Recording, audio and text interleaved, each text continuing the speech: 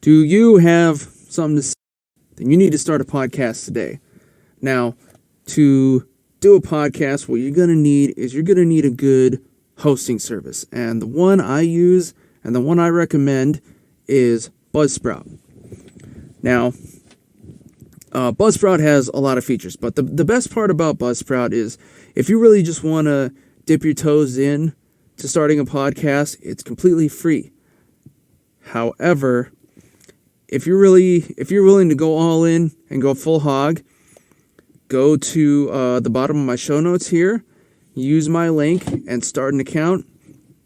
So not only, if you start an account using my link, not only will you have access to all of Buzzsprout's features and everything like that, you will also receive a $20 Amazon gift card as a special thank you for joining. After your, second month, you'll get it. Now, like I said, it has a lot of things. Especially if you start an account using my link, you get indefinite hosting. So every episode that you put up it's just there forever. They will keep it up for you. Multiple platform support. So that means that Buzzsprout lets you link to pretty much every podcasting platform, be it iTunes, Pandora, TuneIn, and just a whole plethora of other ones. You obviously have to do the work yourself and submit, but, I mean, again, it's easy. It's just a click of a button and a little bit of downtime. Let's see, what else do they have? They have a lot of choices for monetization, be it affiliate programs, such as this one you're listening to right now, actually. And also many different, and links to different sponsors and different sponsor services that you can join to, try and get monetized that way.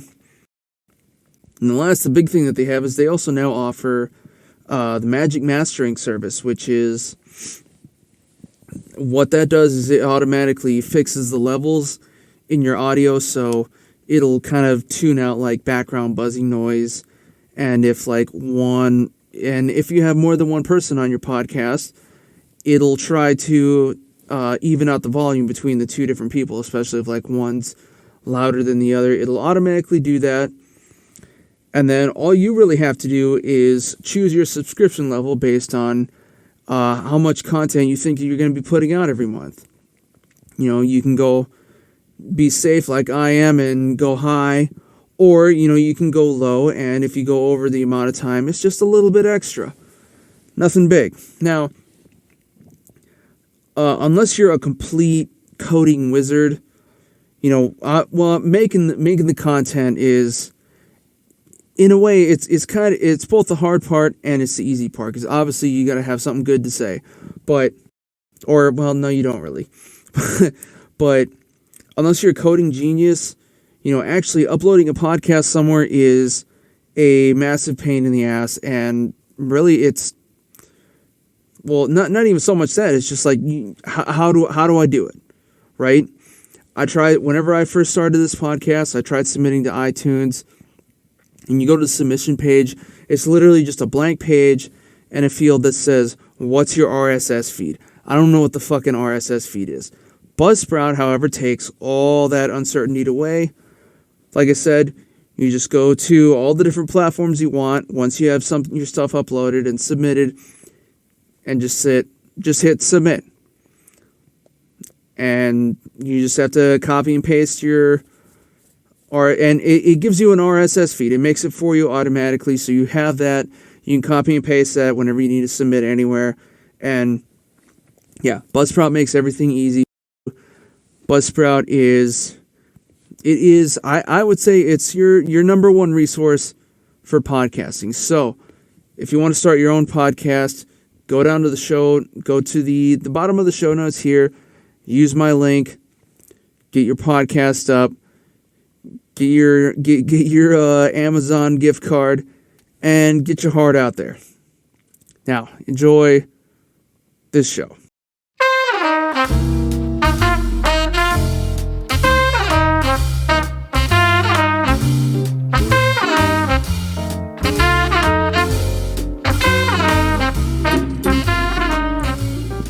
So, episode number 33. I'm slowly catching up to my own age now. It's funny because one of the jobs that I work at now, the drive-through event that I'm doing, the long-term one, we get COVID tested every week, and I had to get myself tested today since I hadn't, normally it's on Wednesdays, but I was only scheduled for the weekend now, so I had to do it over the weekend. And they finally kind of like organized their patient system or whatever, so we each had forms. And so the girl working the check-in table there, you know, she gave me one. Says like, hey, is this all right? Or is everything correct on here?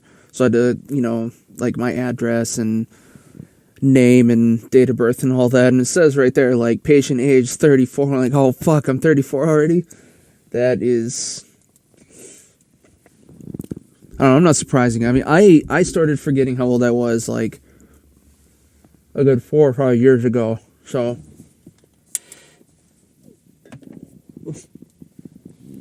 just a cherry on top of the shit cake.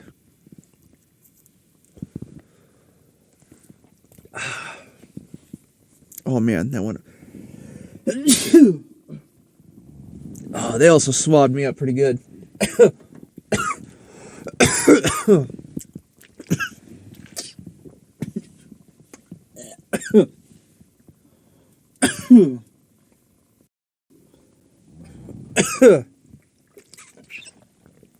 Still an amateur, folks.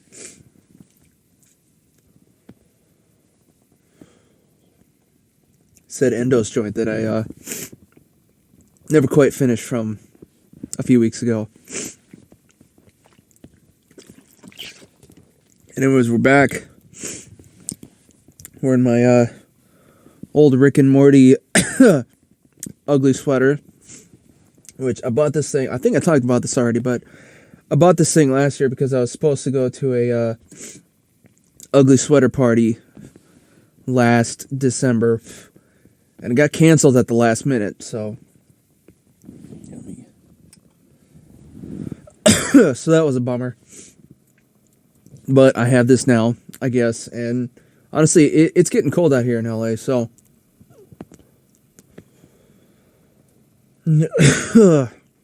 it's all good.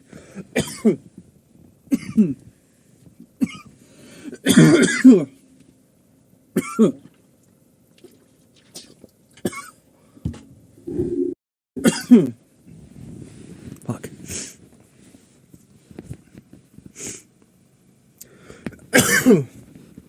I'll eventually just switch to water one of these days.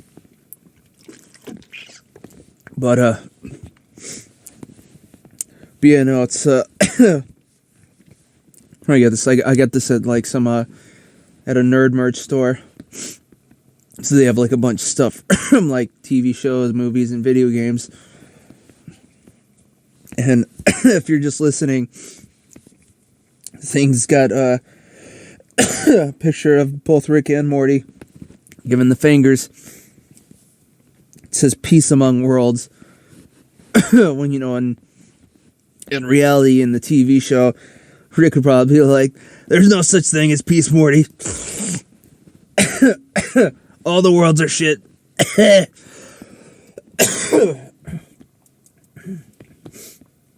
Or something insane like that.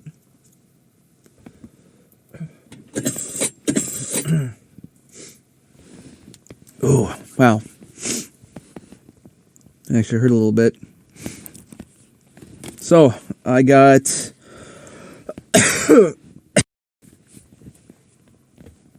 I have problems, apparently.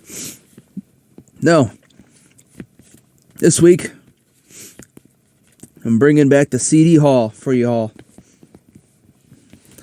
I have a few, actually. The first one...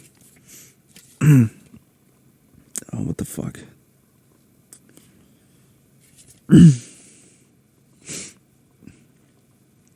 Give me a second. First one is the band Orbitculture and their album Nija. Now, it doesn't look like this from here. just looking at this, it kind of looks more like a real like black metal type of band, but these guys are actually, I'll keep holding it. It's fuck. God, that one really sticks in your throat. No, it's a more of like a it's kind of closer to hard rock. Really, it's more of a rock metal, I guess. I believe, and these guys are actually from Sweden, or at least this was orbited.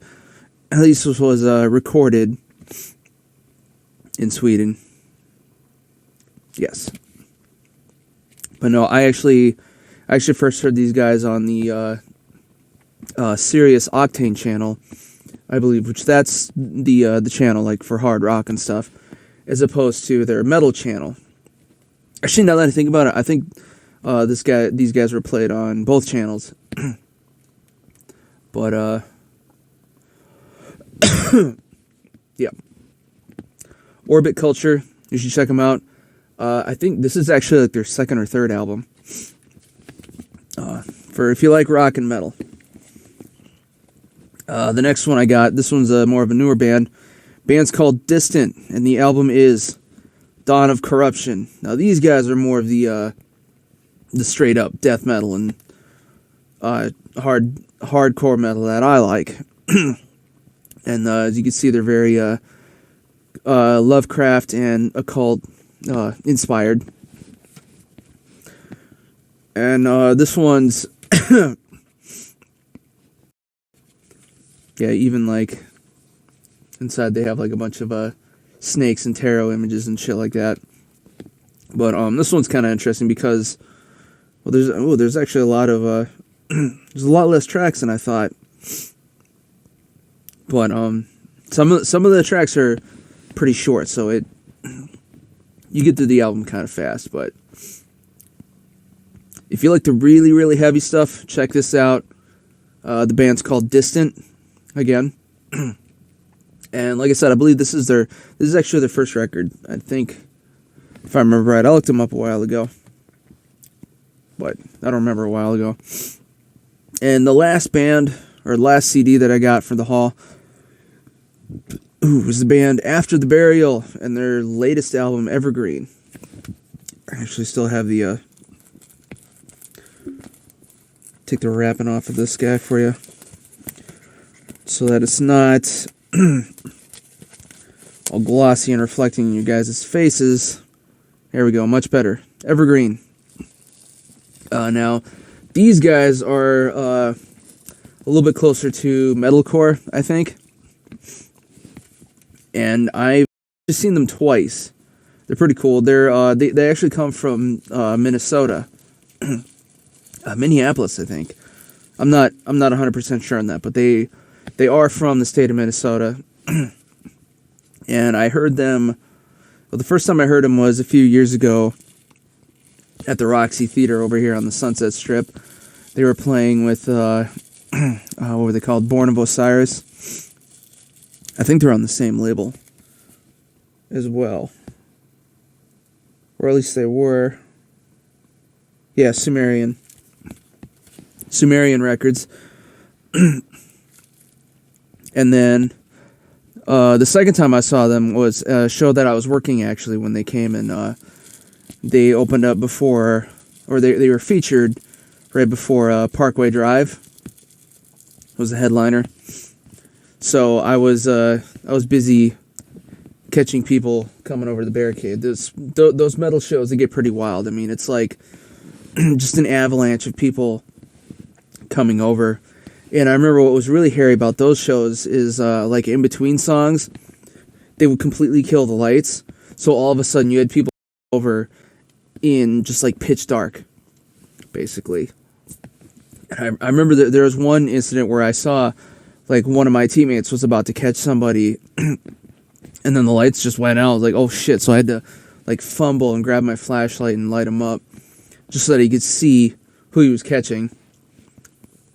Because you really don't want somebody to slam into the floor or anything like that. You gotta remember, these barricades are like a good 4.5 feet or 4 feet high or something like that. So that's a bit of a distance. And when I say coming over, that's like after crowd surfing. So surfing. So they're up there.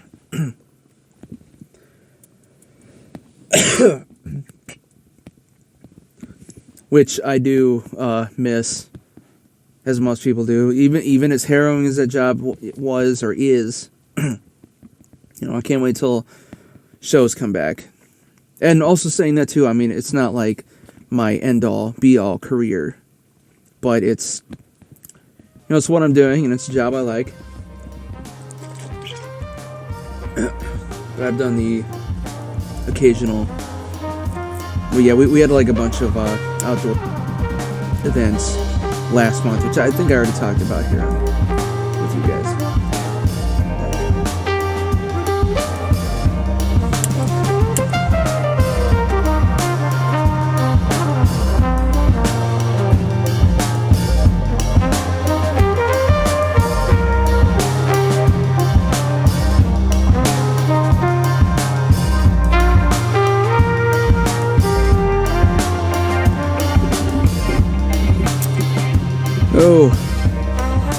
Working downtown was a little bit easier for me this weekend since we didn't have all the wind and shit knocking down everything this time around.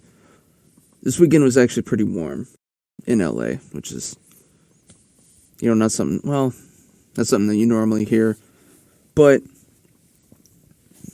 normally you're not excited that it's warm just because it's always warm here. You get jaded like that. Let's try out some new beer, huh? How about that? Something a little less boring. Got another tab hour entry for you guys. This one comes from Citizencider.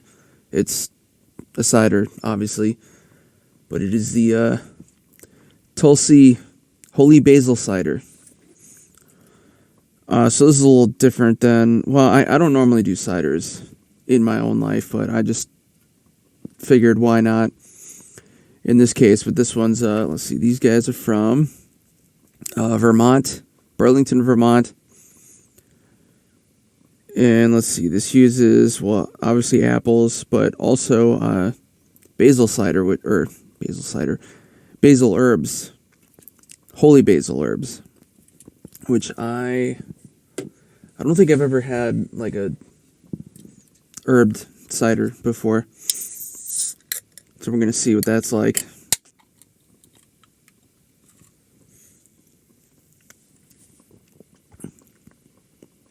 Oh yeah, it's not too bad. Kind of tastes like, well, it says that it's more of a dry cider, and you can tell. That's good though. And it is nice and clear. And it kind of looks like 7-Up. Don't angle that well. There we go. There we go. That almost doesn't even look like... Yeah, it's a little golden. Let me see what the percentage is on this shit. Maybe. Oh, here we go. 5.5. All right. So it still has a kick to it.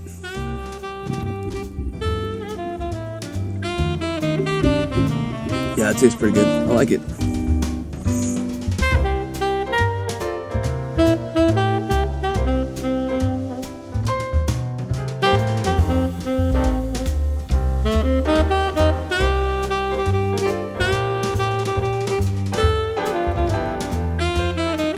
One second, y'all.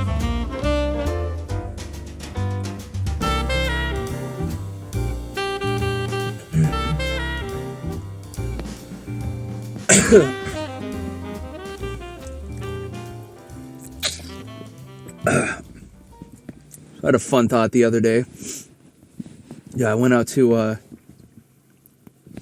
eat. Well, I was out eating lunch, and for some reason, I don't know if you guys remember, I think it was my last episode, it was either that or the one before this, but I spoke about, like, why or how I voted the way that I did, and especially Well, at least, okay, this that was a starburst. This is gonna affect my voice a little bit more than I thought it was. But for the my district, the LA district, a lot of the different voting selections were for various school boards, boards of education, namely universities and community colleges. And what I mostly ended up voting for was people who had some sort of ending homelessness agenda to them. Because that's really a problem that in our day and age, you know, only education's gonna solve that one, because right now we're too stupid as a whole to really solve any of these major problems, or figure out how to get the people who could but are too greedy to solve those problems to, you know, pitch in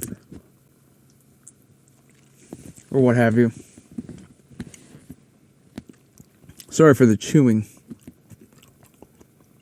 Unless you guys like ASMR, but I don't. So I'm trying to finish off this Starburst real quick. But anyways, the thing is, like, so I was out eating lunch. I was thinking about that, and the thing is, like, one of the reasons that I would stress education, like especially in homelessness, is, you know, a lot of people just don't. There's a lot of people who don't understand that what it's like for somebody who's, you know, not right in the head or whatever, especially if, like, a mental illness. But the thing is, and it's like, but I'm thinking about that because, like, it's usually those would be people who don't have any experience with homelessness, and I've seen it a lot with, like, a lot of political based ads and stuff like that.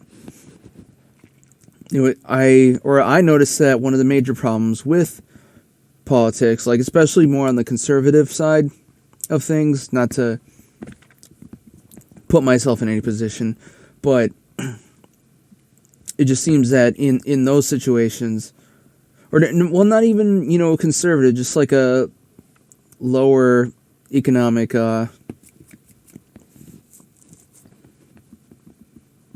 class, I guess, doesn't have a lot of experiences with cultures outside of their own, or not even cultures, just environments outside of what they're used to. So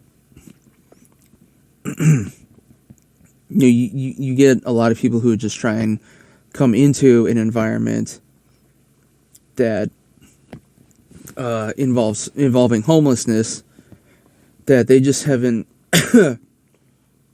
taken the time to get the experience in to actually know what they're doing.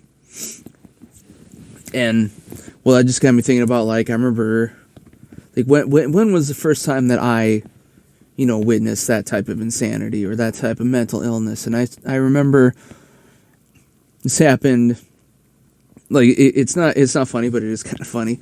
But so I ended up,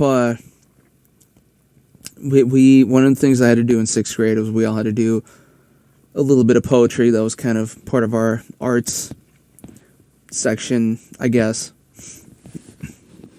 But then they also, well, no, my teacher at the time actually submitted me to a society, I guess. And they actually ended up publishing what had been sent to me, I guess. I think my parents gave it the okay because I was just a kid. I didn't fucking know any better. And there's no, like, money or anything like that. But yeah, I got published in, like, some post society book a while back. I don't even know the name of it. I might have to check that out later. But I ended up getting invited to Washington, D.C., and this was, let me think. Wow, this was way back in the Clinton years, actually, because let's see, I was a freshman in 2001 in high school. So then, yeah, this would have been around 1998, I think. But, all right, without losing track, yeah, we went to Washington, D.C., and I got to go to, they had like a conference in like one of the nearby Hiltons or whatever. And I unfortunately was not, I didn't win a chance to do a reading. Not that I didn't really want to. I didn't care about the poetry stuff. I was just there because it was DC. And yeah, I went with my dad. But yeah, so we sat and listened to some of the readings. And we also got to tour around, or we did tour around DC. So we got to take the trip to the White House, which you can't do anymore. especially not just because of COVID too, but because there's literally a wall surrounding the entire White House, like one you can't even see over. I guess Donald Trump did manage to get his wall in his last year as president, but anyway, I remember we were going to the the Air and Space Museum, I believe it was, and we got there like 20 minutes before it opened. And I remember we were sitting out front, and there was this old, either Chinese or man. He was just kind of out and about. But what made his out and about abnormal is that he had a strange, like, a smile on his face like that, like some Happy Madison type of shit. And he was walking backwards in circles. And, like, I had never witnessed anything like that beforehand, but, like, even then, I had the sense as, like, oh, this is a broken person. Somehow. And, yeah, that was my first glimpse of insanity, I guess you could say. And I just feel like, you know, a lot of people haven't really had that, especially if you don't have to, if you're kind of sheltered. But then again, I don't know. Or it's probably just selfishness too. That might be it. What else?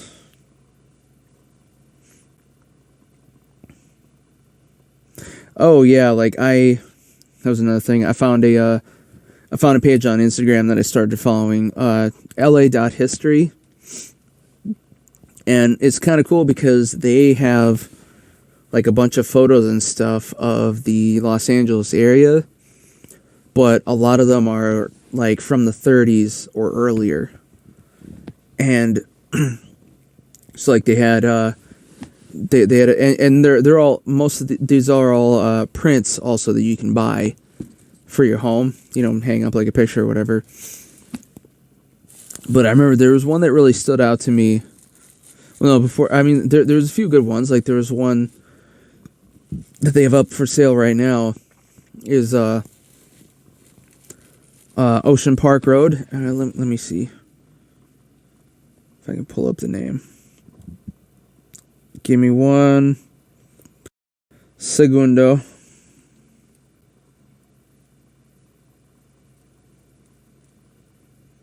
Here we go. Historic LA. Yeah, the Ocean Road in Santa Monica, which I believe is now the Pacific Coast Highway. But in 1910, this was literally a dirt road that was just like a few feet from the beach around Santa Monica, and then like at the base of a hill, basically. In fact, the car that's on it is like a Model T, basically, which is like the old style stuff. Oh yeah, and then there was another one here of the picture of the Hollywood Hotel in 1902, which was on Hollywood and Highland, meaning that it's what sits where the Hollywood Highland shopping center is now, and it's crazy because I mean, and there's also like no buildings around it either because there was a time whenever, like Hollywood Boulevard, well, Sunset didn't even exist, and then Hollywood Boulevard was basically just kind of barren with a few buildings here and there, and now it's just tower after tower all the way down, which is fine. But I thought there's one that struck out to me. Here we go. It's they have a picture of Venice Beach in 1917, and now you imagine what you think of the beach now. You see people that are in like swimsuits or bikinis or swimming trunks, or maybe like swimming trunks and a shirt if you're you're fat or you're a dad or whatever. In this picture, they got a bunch of dudes, a bunch of guys, and they're all in three-piece suits. Even like out onto the beach, most of them are. Yeah, a lot of them are wearing like the shoes and everything. So, yeah, I don't know, like.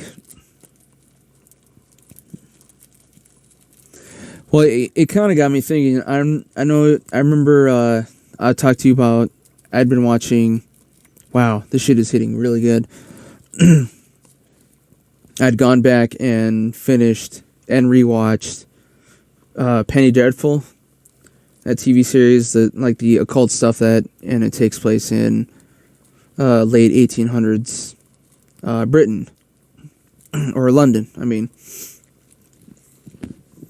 And it was funny because they had a lot of situations. There were a few times where one or other of the characters went to like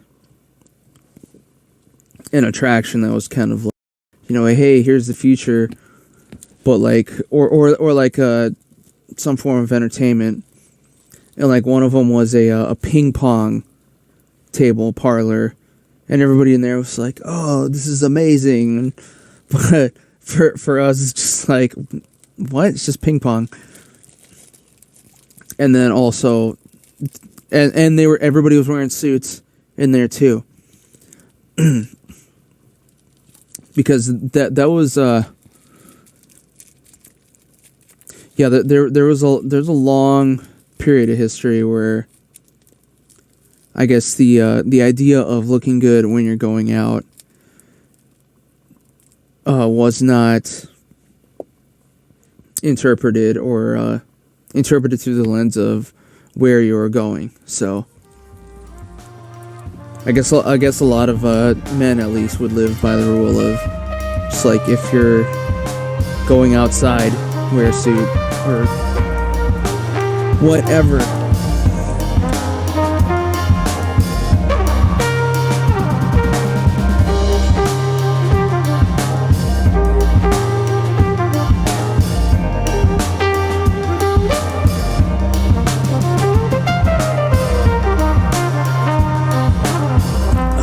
Anyways, let's see, we already covered some stuff. We're going to cover some more stuff again. Let's get into our favorite section, post-apocalypse. I got a couple for y'all here. First one coming up. Melania Trump is planning divorce, according to Donald Trump's ex-aide. Which, first of all, I'm kind of curious how many ex-aides he has. Probably enough to start their own company. But this isn't exactly surprising. And not just because of the fact that Melania is his, fourth wife, I think? That he's had kids with, too, I believe. Or maybe one of them in there, I think he probably didn't have any kids with, but yeah. And what's really interesting is that it might... I think she's still a green card and not or a green card resident and not even a citizen. So I wouldn't be surprised if she gets, unless she can argue like, hey, as part of my divorce or part of my settlement is U.S. citizenship. Unless she doesn't want to, she's like, I'm fucking done with this country. Get me out of this marriage. Get me the fuck out of here. You know? Who knows? And then also, it's not surprising because, I mean, there have been signs, you know, they're always, like, ever since his presidency, there's plenty of instances caught on camera where she's like, you know, now get the fuck away from me. Don't hold my hand, yada yada. All that stuff. In more happy news, continue on from that happy news, I guess. Assassin's Creed Valhalla had twice as many players on launch day compared to Assassin's Creed Odyssey, which was the last one. So that is pretty good for them, and that's Ubisoft. Which, I mean, they're already a big company, so, you know, whatever. But no, I still need to try out this one. I still need to, but before that, I need to go back and finish. Well, I did beat Odyssey. That's the one where you play in ancient Greece, and actually, in the Assassin's Creed series, is kind of like the whatchamacallit, where they really kind of first the Order of the Assassins, or what there is, kind of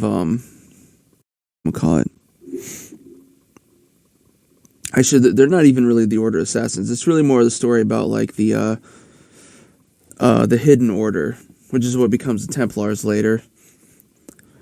And kind of where the world is first introduced to the first race and their artifacts, who it turns out is actually kind of like responsible for being and perpetuating the different paganistic pantheons in the world. In this case, they're talking about like the Greek gods and then some of the monsters and stuff. And actually, at the end of the game, you actually have to fight a bunch of like Greek mythic creatures. Like you have to go up against the Sphinx, the Minotaur, Medusa, and I don't remember what the third one was. But it turns out that they are actually like holographic but real.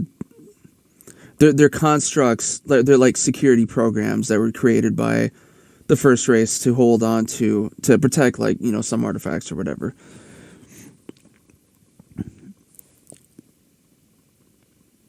But the point being is that your main character, you don't actually play an assassin, but you're kind of like a precursor, right? But anyways, then this new game, or no, what was I gonna say? I still have to go back and I beaten the normal game like by itself whenever it first came out, but I haven't played it since all of the like the DLC came out for it. So I have to go back and try that. I remember I did try for a while and I got stuck on one where I guess like you meet like one of your ancestors or something like that and he kicks your ass. I never quite got past that, and then just other things happen. I don't really remember, but I would like to do that as part of my Twitch channel as well, even though I also still have a lot of long ways to go with Fallout. I got let's see, my third episode is out this last week on that, Gutsy Ass Gamer. On this channel, as with everything else, if you're watching on YouTube, obviously not. If you're listening to podcasts, that's not real. Or podcasts are real, but they're not there. But, what was I going to say? Yeah, and I'm working on episode 4. I did all the filming / gaming for that already. So, but in the new one, Valhalla, you play a Viking and somehow kind of enter into the world of the hidden ones and the assassins. And it's fun, I guess. I'll pick it up eventually. Next one, not exactly, not as fun. The pandemic is entering a dangerous new chapter. Here are the week's big takeaways. Obviously you guys can, read it for yourself, but we have been having, apparently the numbers have been going up again. So, a lot more cases and a lot more deaths. And I know, I guess we're saying that we're definitely looking at, round 2 of lockdowns, which I don't know how that's going to happen, especially here in California, because I know the governor lost a case where they basically said, like, hey, you can't do any more restrictions or anything like that, because they've been going kind of insane. I'm sure anybody who hasn't been living under a rock has seen the restrictions that they tried to put on, like, Thanksgiving gatherings from our government. It was all stuff like you can only have like this many people over, and only for like 2 hours maximum, or some shit like that. And you have to wear masks inside your own house. You have to have the designated fucking food server. No laughing or singing or any of that bullshit. It's like, you know what? That's too much. All right. I mean, at the same time, like, yeah, there are going to be, gatherings that are a little too big. But I don't know. We'll see. But I mean, at the same time, an uptick is an uptick. So something has to be done. And maybe the U.S. as a whole will, be able to do it right this time. Just have everybody locked down for like a month or so, even though it's already, I mean, financially it's already been, a huge pain in the ass. There's definitely a lot of businesses that won't survive, going under again. But, I mean, if they do, that's what I was saying, if they do it right, maybe by the time, or if they do it right, it'll actually, start to wipe out most of these cases and hospitalizations right when the good working vaccine will actually come out. And maybe we'll be back to normal sooner, maybe, I don't know. But, and I was talking to a friend about this before last night, that apparently the whole thing with the Spanish flu, 17, 18, or something like that, that whole deal lasted a couple years. And it was more deadly, too, than this, which is pretty nasty. But, I mean, they were also contending with the fact that they were just going into World War I at the same time, so it was a mess. So I think we'll be fine eventually. At least health-wise, it's really just the financial thing that hasn't been figured out. Why am I yawning? Fuck. It's not even lunchtime yet. Oh, I just read that.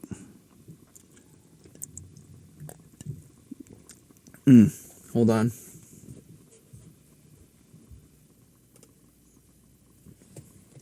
Alright, sorry about that. As always, my mom is very good at calling at the wrong time. But whatever. That's what family needs to do, I guess. Take another swig here for you. Okay, next up. Continuing on, speaking of home, the Dakotas are as bad as it gets anywhere in COVID-19. Both north and south. Let's see.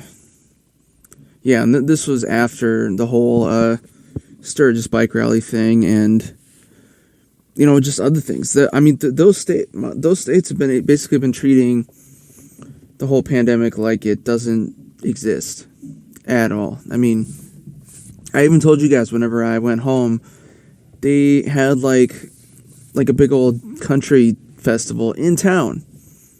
So I obviously avoided that, mostly because it's country, which means I would have avoided it anyway. I don't give a shit about that. But yeah, I mean, they were all just there, packed in, no mask, nothing like that.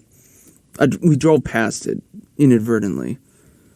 But yeah, I remember, I think I saw somewhere that South Dakota, which is where I'm from, had, this was a few months ago, they had more cases than San Diego with less population.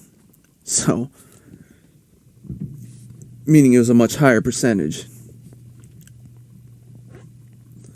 So I don't know. We'll see what happens. That's why I want to get rich, get a nice house here in LA, and then move my mom the fuck out of there. So we don't have to deal with, that drama. Also because, fix the culture of a state by myself. Not easily, anyway. And let's finish off with lawyers decided to quit Trump case after chaotic Four Seasons landscaping press conference. So that was that, I think I talked about this before. They ended up having their last conference, or last press conference. I guess it was supposed to be outside of a Four Seasons hotel, but whoever their booker was fucked up. And they were in like the back alley of some strip mall type of thing, like the manufacturing strip malls where they have like, a tiling company and then a flooring company and then cement. In this case, it was landscaping. So probably like, oh, the GOP wants to rent our property for a day. Like, all right, go ahead. Sure. It's probably cheaper too, I bet.